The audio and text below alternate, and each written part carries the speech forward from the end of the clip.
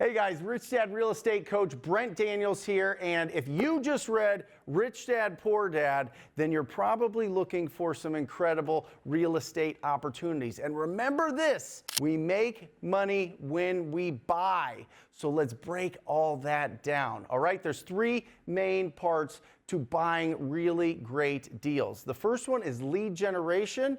Second is the conversion, and third is your exit strategy. To put it even more simple, find deals, negotiate deals, and close deals. But nothing happens unless you are generating leads. You can know everything there is to know about investing in real estate, but if you don't have a full, healthy pipeline of opportunities, nothing is going to happen.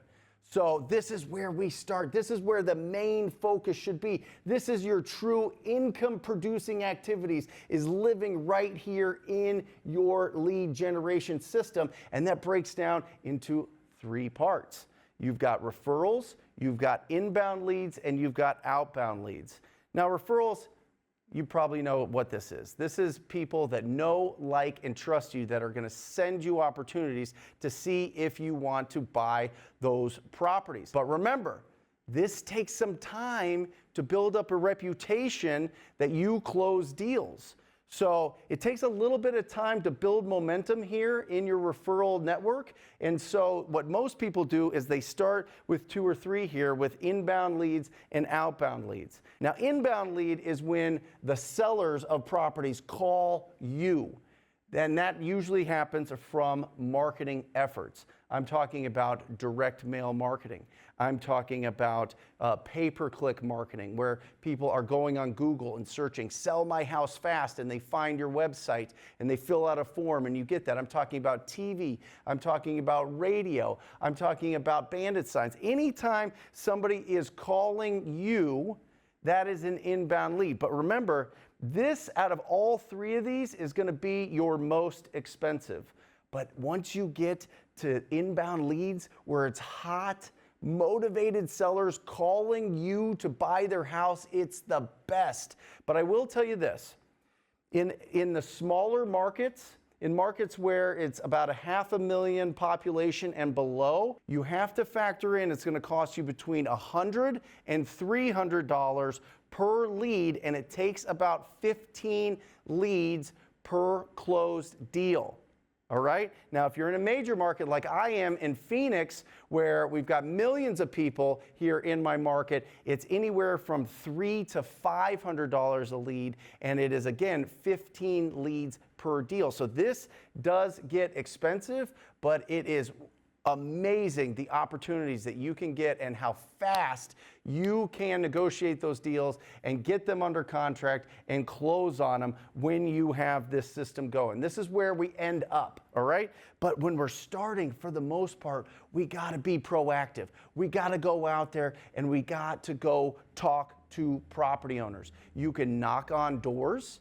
You can pick up the phone and make calls. As long as they're not on the do not call list, make sure you get rid of all those. Make sure that you're calling them or you're sending them mail so that you can get these outbound leads. These outbound leads are also just going on the market, looking on the market and seeing properties that maybe they've been sitting on the market for a really long time, and you start reaching out to those agents and seeing if they're willing to get reasonable about the price, if they're really motivated to sell those properties right now. Also, you can start building up a really nice referral database if you are talking to real estate agents every single day.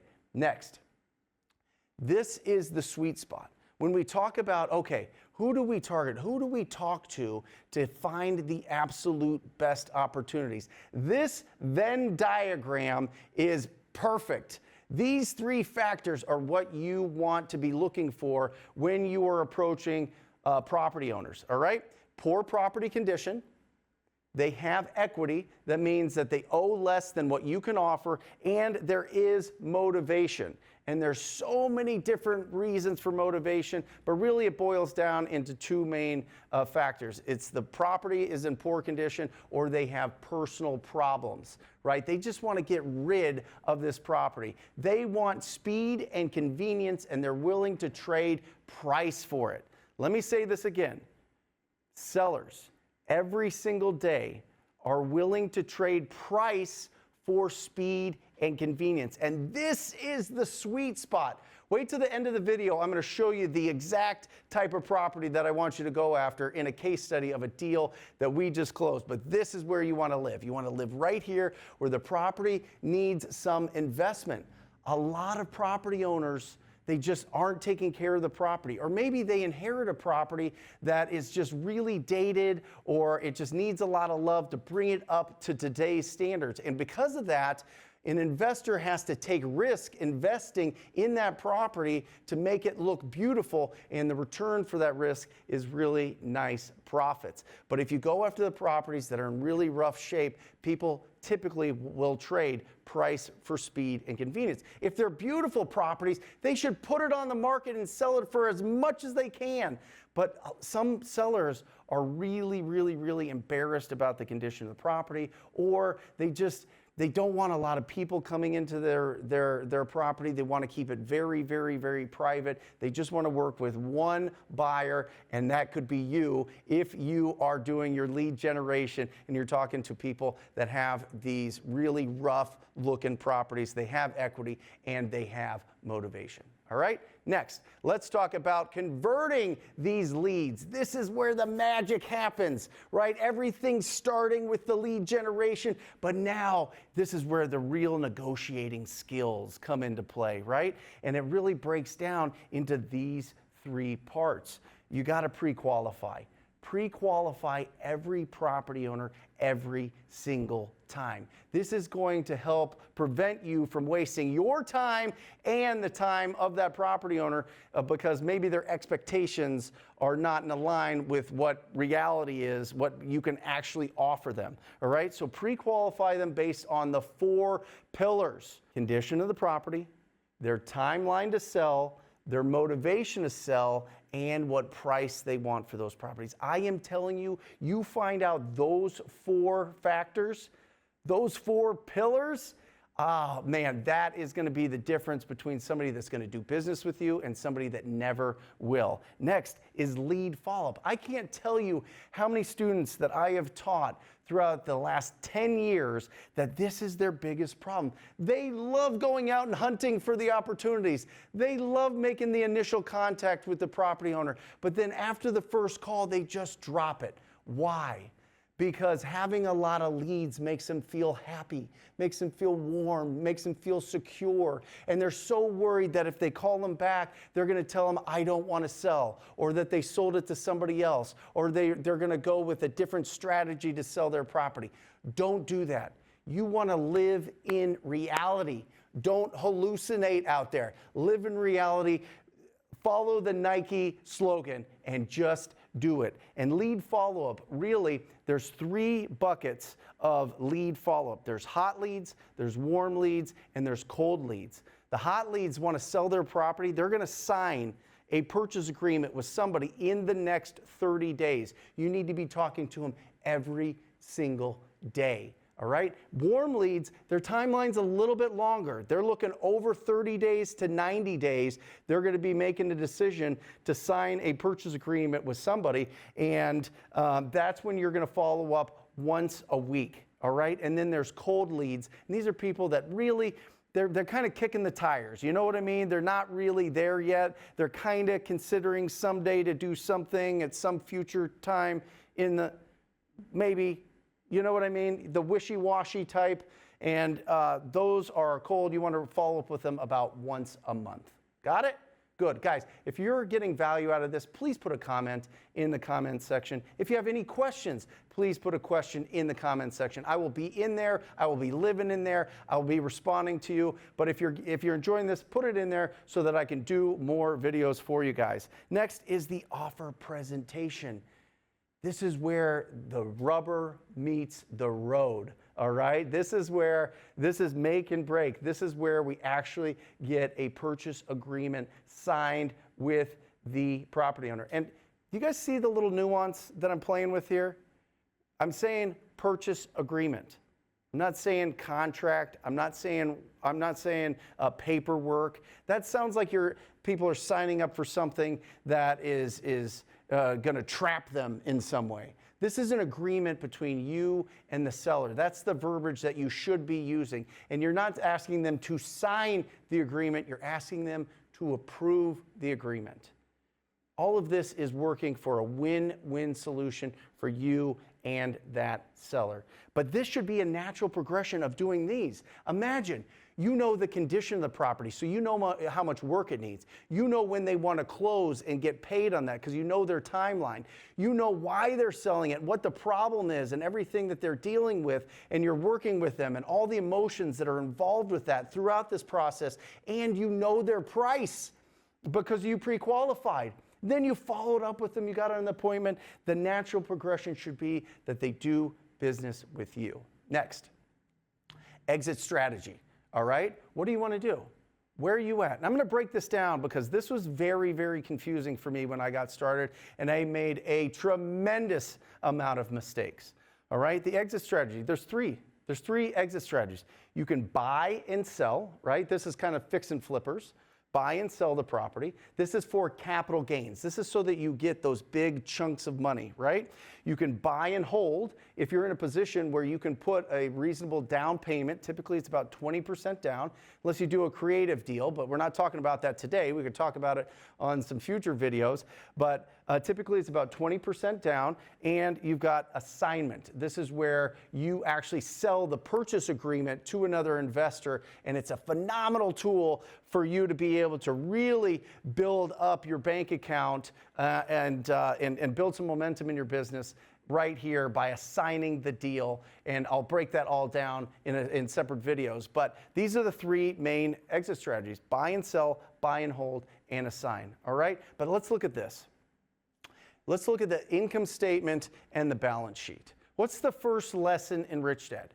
The rich don't work for money. What does that mean, the rich don't work for money? What that means is their assets are paying for their expenses.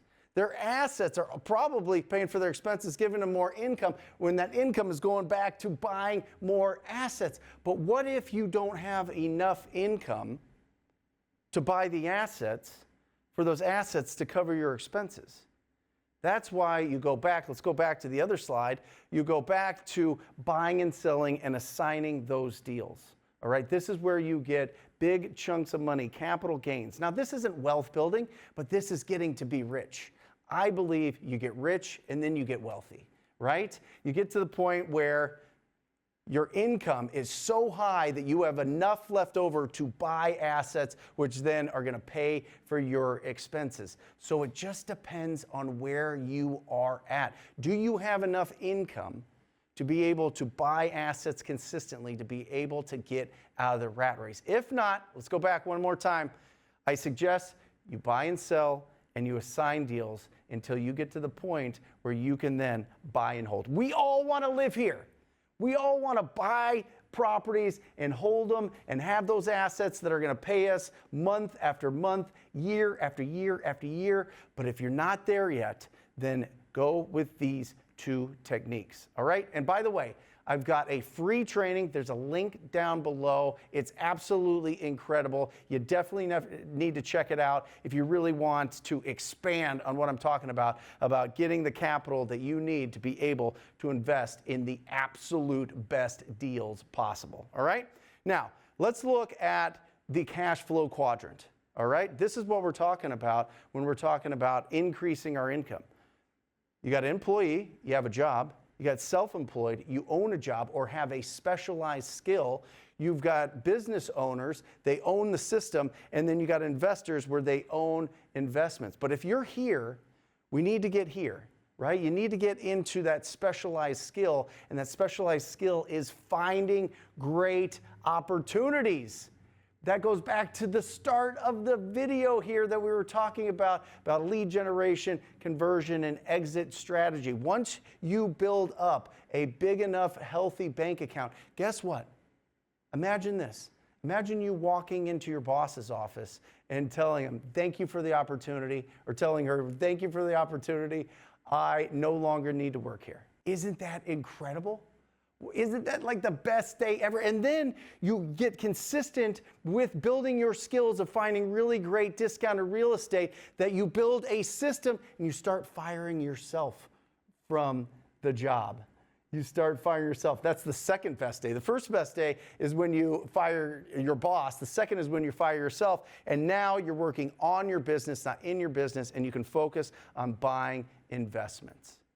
Absolutely incredible. I promised you a little case study at the end of this, so let's take a look at a deal that we just did. Guys, this property owner just inherited from their family. It was a rental property, and it was in rough shape. I mean, guys, this needed absolutely everything, probably $100,000 plus worth of work, truly, to get this property up to tip-top shape.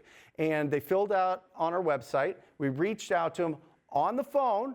Guys, I live in Phoenix, Arizona. I've never been to Tennessee. I've never walked this property. But we put this property under contract at $20,000. Fixed up, it's worth $190,000.